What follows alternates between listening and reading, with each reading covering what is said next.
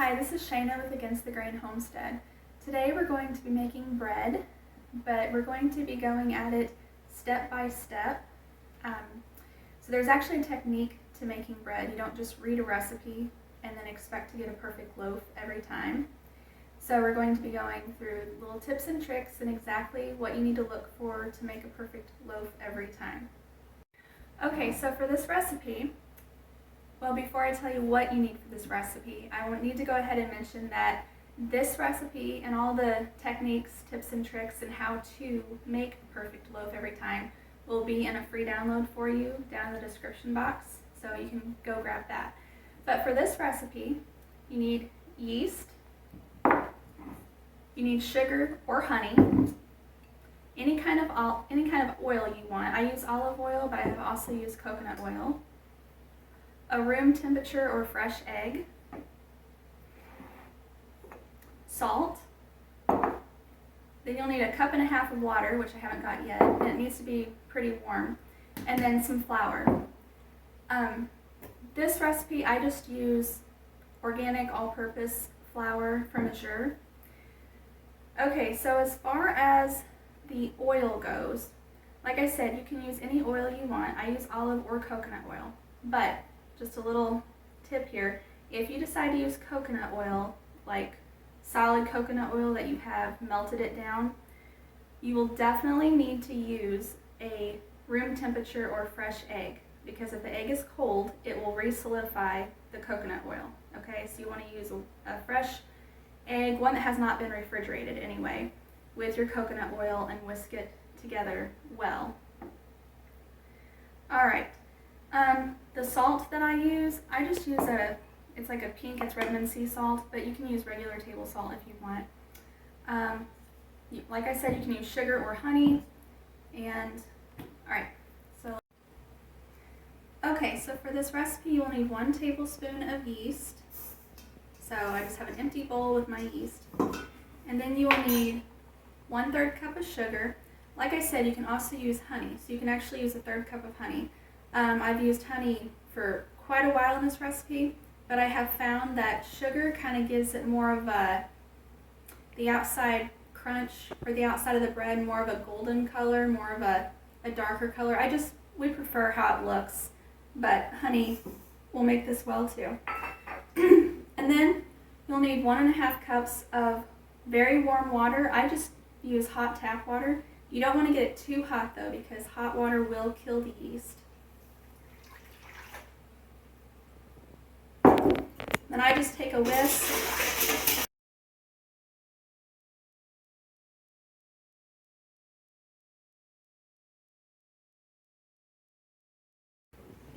Alright, so I just take a whisk and I just whisk it up. And you can do this in a stand mixer if you want. That's perfectly fine. I just prefer to do things by hand. Anyway, you want to zoom in here? So right now, this is mixed up, and you just want to let it sit for 5, 10, or 15 minutes. Usually it just takes 5 minutes. You want this yeast to proof. Okay, so the yeast, what happens is it feeds on the sugar. The warm water activates it, because that's something else. I keep this jar in the fridge, and then I keep my bulk yeast in the freezer. That keeps the yeast alive longer. But the warm water activates the yeast, kind of wakes it up, and the sugar feeds it. Okay, and as it feeds, it produces this carbon dioxide, and you'll have like a foam and bubbles on top of this here in just a few minutes. And it's the gases from the yeast digesting the sugar. But anyhow, you just want to let it sit here for a few minutes until it proofs. Okay, so I tell my kids the yeast has to prove that it's alive before we add in the rest of the ingredients, because if it doesn't proof, the yeast is dead and you're just wasting the rest of your ingredients. Okay, so we'll just wait a couple minutes. Okay, so this yeast has been sitting here for about 5 minutes now, and you can see that it has proofed. So you can see it looks like a foam, kind of like it's grown, it's kind of tall here. So it looks like a foam, and then I'm just going to take my whisk and I'm going to gently pull some back so you can kind of see that it is of foam. Do you see that? All the foam and bubbles there? Okay, so the yeast has proved that it is alive and active and it's ready for the next step. So I'm just gonna lightly whisk this back together. Now, I'm going to take a 1/3 cup of oil. Like I said, you can use any oil you want. So we have our oil. Then you want 1 egg. If you use olive oil, your egg can be cold. But like I said, if you're using coconut oil that has been melted, your egg needs to be warm. So you're just going to crack the whole egg in here and whisk that in.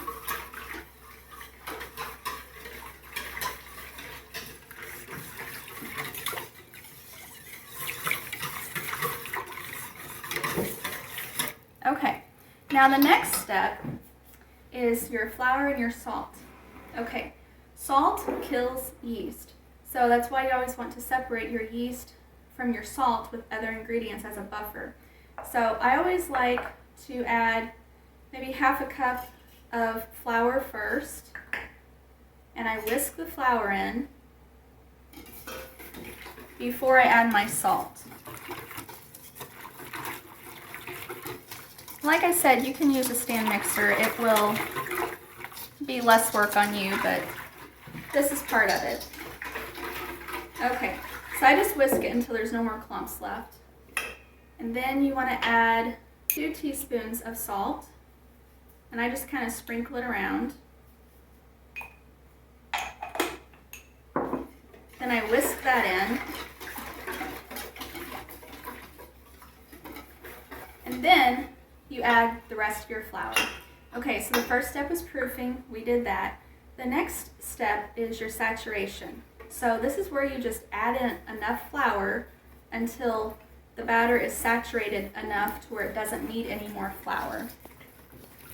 And this is one of the things about learning to read your dough and not the recipe. Some recipes will tell you to use X amount of cups of flour, but you may not need that. You may need more flour or less flour than the recipe calls for.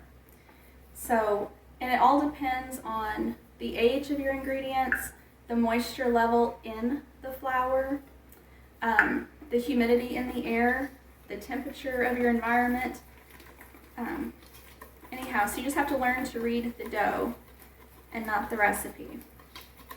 So we're just going to keep mixing, adding in flour until it can't take anymore and until the dough starts cleaning the sides of the bowl on its own. And I will come back to you when we're at that stage. Okay, so another thing that I do is once I add flour and it starts to get really thick, then I switch over, if I'm doing it by hand, I switch over to either a spoon or this. This is a Dutch dough hook.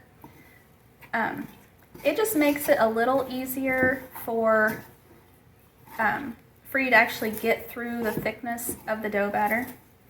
It kind of, see, watch, kind of cuts through it easier and blends it. Okay, so now we're going to continue adding the flour because it's not at the saturation yet. But I just want to take a second and show you about the dough hook and kind of what it looks like right now. Okay, so it's getting pretty close to the saturation. So I'm just going to go ahead and continue to blend it here. You can see how it's starting to scrape the sides, but we're going to keep blending it in. One thing that I feel like I probably need to comment on in here in this video, in case some of you are, shocked or whatever, you will notice that I did not, when I scooped my flour, that I did not measure it and level it off or pre-sift it. That is not important when you're making bread. That's more important for things like, making brownies or a cake, but not for making bread. However, I did aerate this flour jar before I even started doing the video. And I just took this dough hook in there and twirled it around just to kind of fluff it up some.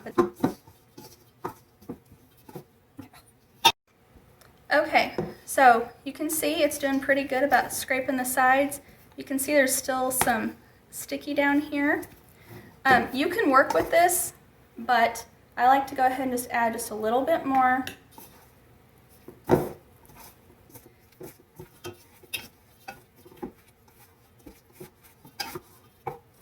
But this is part on actually reading your dough.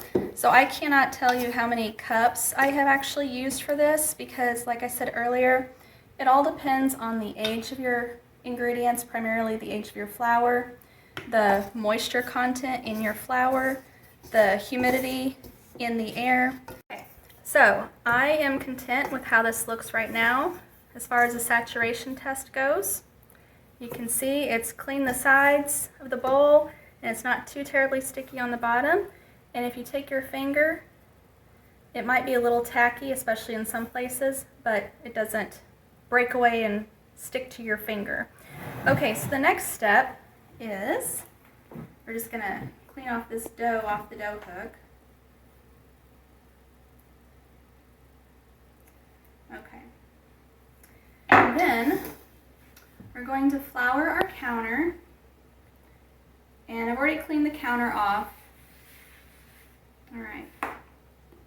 Have some in reserve. And I like to use a bench scraper. It's really thin, so it really does a good job at, scraping up pretty much anything, including your dough. You want to flour your hands and just turn your dough out onto the floured counter. You can see it didn't stick when it was coming out. Okay. And you don't want any extra flour, that's not necessary, but I do like to have some, close by. And then we're just going to start kneading it. Okay, so I will show you how to knead it now. Okay, so now we're just going to knead it. So kneading, in case you've never done it before, you want to have your floured hands, especially the floured heels of your hands. You take your fingertips, try not to use your fingernails. You just want the fingertips, and you're just going to take your fingers under it, pull it up into the center and take the heels, push gently down, and just stretch it, okay? And kneading, what you're doing, you're just developing the gluten.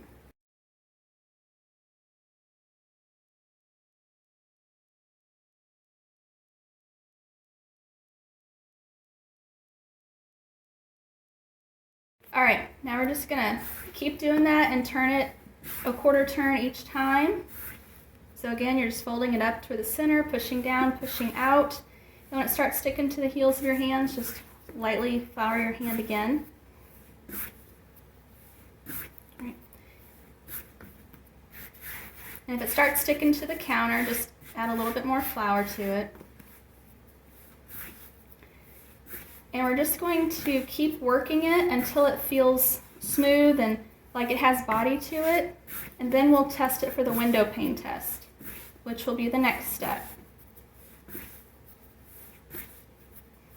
And sometimes it might look like you're doing CPR on it.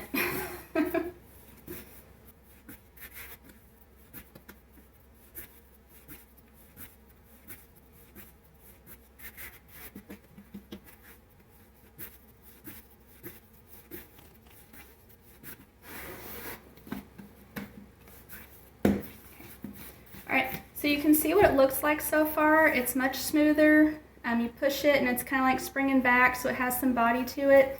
I am certain that it is not going to pass the window pane test yet, but I'm going to go ahead and show you how to do that so you'll know what it looks like when it doesn't pass the window pane test, and then we'll knead it some more and do another window pane test so you can see what it does look like when it passes. So I like to use just a knife to cut off a small section. I just take my thumb and my first 3 fingers, pull it up about, finger high, and kind of put in some flour so I can roll it into a ball a bit easier and stretch it. But I'll go ahead and comment. These are my favorite knives. These are made by Rada. It's a company, they're made in America, an American company. I just love them. And no, this isn't sponsored. I just really like Rada knives. Okay, so for the window pane test, you just cut off that little ball section and you just start working it and stretching it out in your fingers. And then you're going to hold it up to some light. So let's go find some light. Okay, so for the window pane test, you're just going to stretch it and work the dough And you see how there's some light coming through? We just want to keep going. We want to make that as thin as possible. I'm actually surprised how well it's holding up so far. But anyhow, we just want to make it as thin as possible without it tearing. Wow.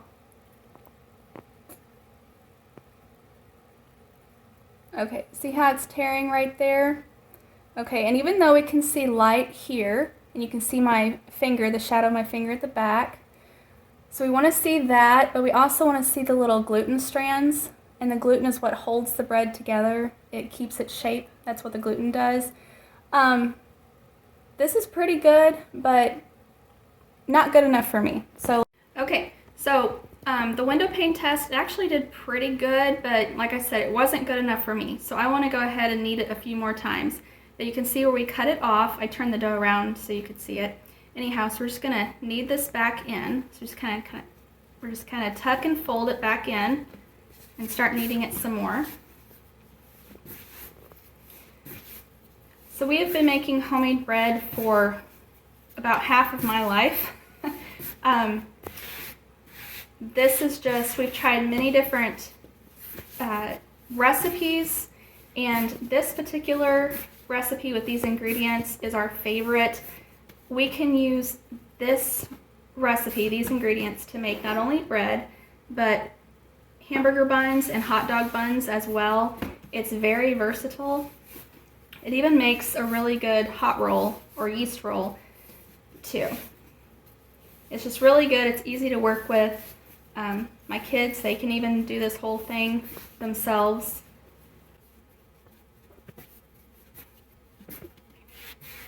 It's not very common to over knead the dough by hand. It's much easier to over knead it through a through a mixer. But even with your hands, you still can't over knead it. So you just want to keep that in mind.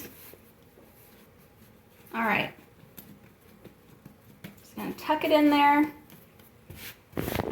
Flour my counter a little bit so it doesn't stick while I'm doing the next window pane test. All right. Okay, so now we're going to do another window pane test. And see, when I feel it, I just like the feeling of it. It feels like it has body to it. So that's just one of the things I look for whenever I go to decide if it's ready for the window pane test.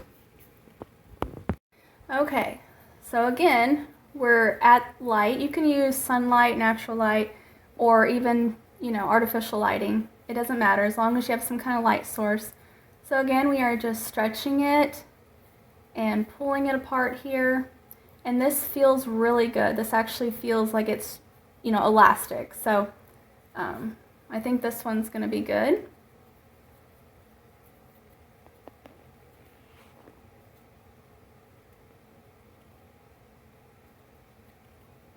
You can see we're quite a bit wider than we were the first time, and so far there's still no tears. So let's just see how thin we can get it. But this is okay. So this is a good stage. You can go ahead and proceed with the next step if this is yours. But I always like to just keep going and see how thin I can get it. But I don't know if the camera will pick it up or not, but you can actually see the gluten strands they're like little elastic bands almost, just holding it together. All right, so let's go to the next. So we needed that second window pane test back in here. So this is ready to go for the next step. All right, the next step is the first rise. So just take a bowl. I actually just used the bowl that it came out of. It's fine. Put a little bit of oil into the bowl. Not sure how much that was, maybe a teaspoon. And I just take my hand, I'm very hands-on, can you tell? And I just rub the oil into the bottom of the pan and then up a few inches. And then I just take the dough, put it in there, and just kind of shake it around to the side. That way, as shaking it, it coats the side of the dough from whenever I put the oil up the sides. Then I just flip it and shake it again. That way the top is oiled as well as the bottom and the sides. Okay, so that's that part. Then you can use a towel if you want, a clean towel. I actually prefer plastic wrap for this. I just like to tuck the plastic wrap over the sides. It's not one to cling too well today. Anyhow, I like to make it, you know, really snug, airtight as best you can. And then I found the best way to proof this, to let it rise, is actually in the oven with the oven off, the door closed with the light on. So let's go over here. Just gonna put it in the oven and turn the oven light on, and that is there. So we're gonna set the timer for 30 minutes. Now, the time may be different for you. If your kitchen is cold, it could take an hour or so for the first rise. It just needs a warm place. So you can put it, you know, on a mantle, on the refrigerator, just someplace warm. But I found it rises faster in the oven with the light on. But for me, in my kitchen, it just takes usually about 30 minutes for that first rise. You know, but before I started using the oven, it would actually take about an hour. In the wintertime, it could take even longer because it's cold. All right, so we're gonna clean up a little bit of our mess, but not all of it, because we're gonna dirty this island back up again. All right, so my 30-minute timer went off. So now we gotta come over here and see if it's done with its first rise. So what I look for, okay, first of all, you can see that it has risen double. What I look for is I just take, you know, a finger that's floured and I just poke into it. I don't know if you can see that or not. You can still see part of the indentation from my finger. I'll do it again. Okay, you see how the indentation closed up some? So if the indentation stays all the way down, then most likely your dough has overrisen. And the best thing to do is just go ahead, put it in your bread pan and bake it. If the indentation closes up all the way, then it's not done rising yet. It needs to go a little bit longer. But if it, want to see it again? But if when you push it in, it comes back and closes some, but there's still a mark, then it's ready for the next step. It's done with its first rise. Okay. So, I'm just going to sprinkle the counter again a little bit. Get your hands floured again. We're going to turn this out. All right. Now, we're just going to remove the air from it. Okay, so I just kind of like to roll it into a ball again. I don't know if you can hear that, but as I push it, these bubbles here from the gases from the yeast, they're popping and squeaking. All right. So I just kind of like to do that. And then I also like to kind of seal up that little seam. All right. Then I just kind of shape it into a ball again. And then this recipe makes 2 loaves of bread in these pans. These pans are an 8.5 by 4.5, and they are 2 5/8 inches tall. Okay, so this recipe makes 2 of these loaf pans. So once I kind of get into an even ball, then I just kind of eyeball it and do the best to cut it halfway. So you saw me cut it into 2 separate loaves. So now we're just going to take each of these loaves and just kind of fold them up. And each time I make bread, I always tend to do this a little differently. It doesn't really matter. Don't stress about it. You just want to get a loaf that's about the size of your pan, and you want the top to be smooth. So whatever you need to do to get that, you can. And I don't always do this, but another thing you can do is take it about shoulder high and drop it. It just helps, you know, knock out some of these extra bubbles here. Okay, so we just want the top to be smooth and tight.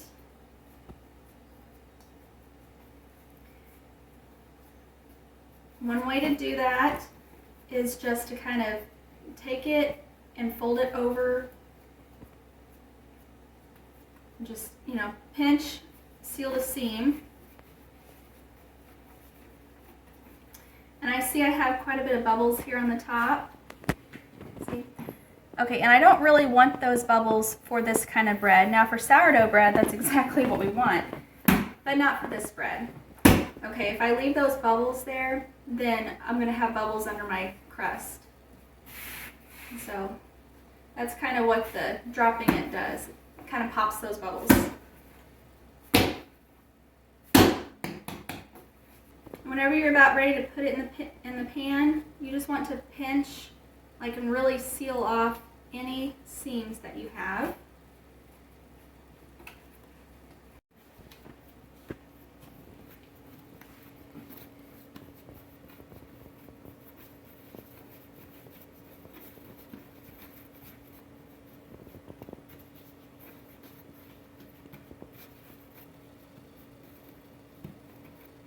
Okay, so this is not perfect, but it's okay. It will do.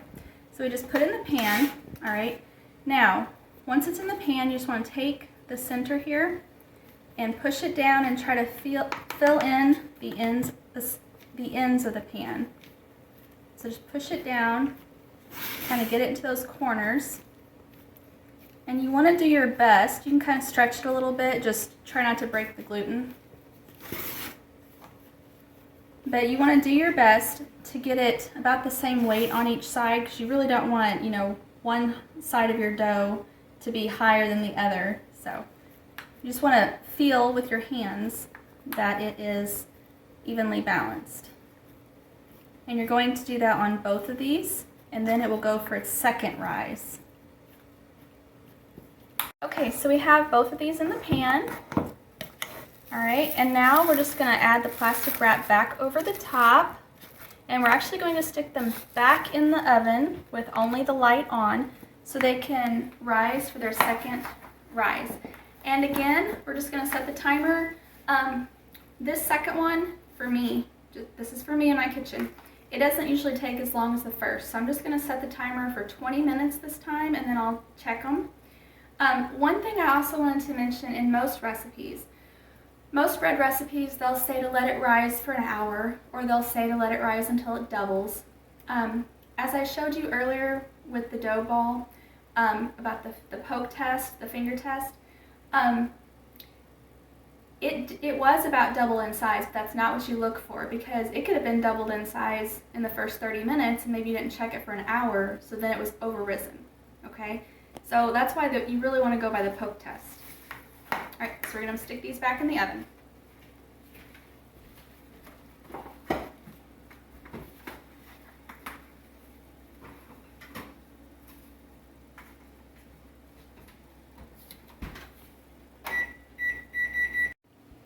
Okay, so my 20-minute timer went off, so I went ahead and pulled them out of the oven so we can do the second poke test to see if the second rise is done. One thing I forgot to mention is that halfway through this second rise, so about 10 minutes after the second rise started, I actually pulled them out of the oven and just left them in a warm place so I could get the oven preheated. Okay, so this actually does better if the oven is preheated. So now also, whenever you put this plastic on top, if you find that, you know, it may stick to the surface, you can always lightly spray the plastic before you put it on, but sometimes it'll stick a little bit and kind of wrinkle your top. But anyhow, again, you just take your floured finger, and here on the side, you just do another poke test, and you're looking for the same thing as before. Okay, so again, you want it to close a little bit, but not completely. So I'll do it again. Do you see it rise back some? Okay, so the second rise is done. All right. So now we're going to go ahead and bake them in the oven, and they're going to bake on 375 for about 30 minutes. But again, you're going to go by the smell, and then we're going to do the thump test whenever we think they're done. Okay, so here they are. I just put them in the oven, and the skillet down there, that's just heating up. We're going to have sourdough pizza for supper, so I'm just getting my skillet hot. So the bread has baked for 30 minutes. It has a good smell, has a good color. Now I'm going to turn them out of the pan and do the thump test. Real quick here, you can see that they came clean out of the pan. Okay, so this is the underside of the bread. I will try to do this thump test where you can hear it. But what the thump test is, you just take a couple fingers and you just tap the center, the bottom. You just kind of want to hear a hollow sound.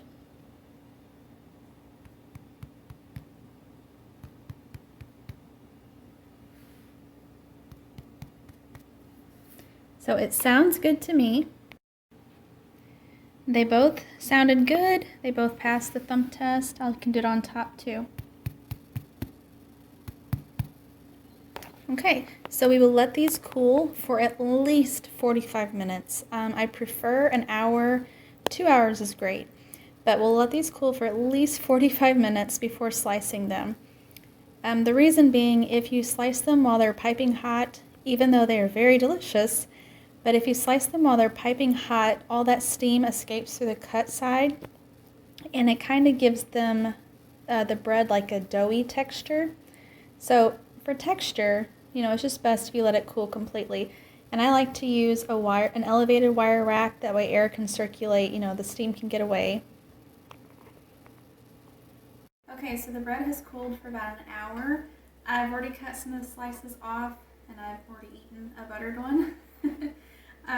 Anyway, I just want to show you how well it slices.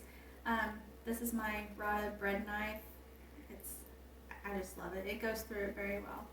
So you can see here, and this bread doesn't have many crumbs.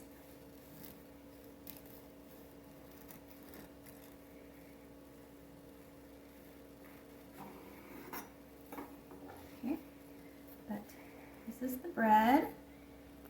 It's very soft and light. It toasts nicely. You can spread anything on it, even peanut butter. It doesn't tear. You can spread peanut butter and jelly sandwich. You can make mayonnaise or put mayonnaise on it and have a lunch meat sandwich. You could even take this and put a hot dog on it if you wanted to use it as a hot dog bun. It's just really nice. It toasts great. It's just so soft.